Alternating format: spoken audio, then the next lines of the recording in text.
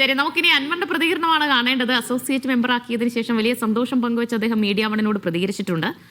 പിണറായി വിജയൻ അധികാരത്തിൽ നിന്ന് പുറത്താക്കുകയാണ് തന്നെ പ്രധാന ലക്ഷ്യമെന്ന് പി.വി. അൻവർ എന്നും പറയുന്ന പോലെ ഇന്നും പറഞ്ഞിട്ടുണ്ട്. നിയമസഭാ തെരഞ്ഞെടുപ്പിൽ താൻ മത്സരിക്കുന്ന കാര്യം UDF നേതൃത്വം തീരുമാനിക്കും.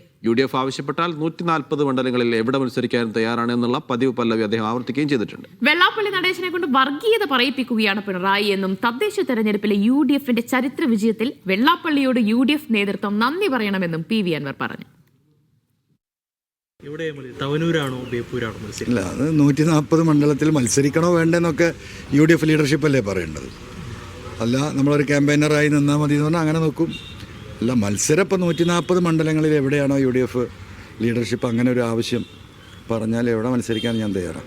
വെള്ളാപ്പള്ളിക്ക് സത്യത്തിൽ നല്ലൊരു പൂമാല കൊണ്ട് കൊടുക്കണം UDF ലീഡേഴ്സ്.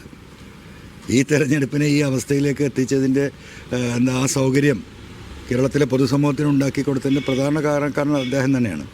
പിണറായിക്ക് നേർക്ക് നേരെ പറയാൻ കേരളത്തിലെ ജനങ്ങളോട് കഴിയാത്ത പച്ചവർഗീയത പിണറായിയെ അദ്ദേഹത്തിൻ്റെ താല്പര്യപ്രകാരം ഈ പറയുന്ന SNDP യോഗം ചെയർമാൻ എന്ന് പറയുന്ന വെള്ളാപ്പള്ളിയെ കൊണ്ട് പറയിച്ചതാണ്.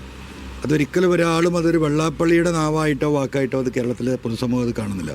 അത് പിണറായിയുടെ വാക്കായിട്ടാണ് കണ്ടത്. അതുകൊണ്ടാണ് ഇത്രയും വലിയ തിരിച്ചടി ഉണ്ടായത്.